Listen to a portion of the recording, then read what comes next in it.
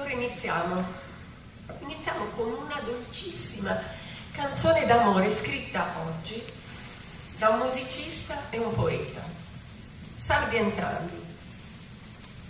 Mi sembra il giusto inizio per questo che sarà un viaggio indimenticabile. Ma quanto sei bella di fronte al mare, che tu mare la possa ninnare in questa culla dell'onda. Quanto sei bella.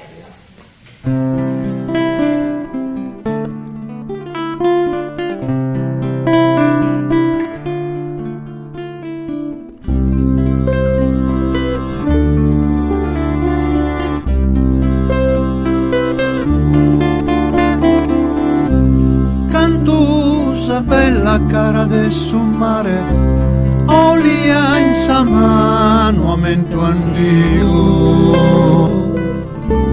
ti fa che companzia,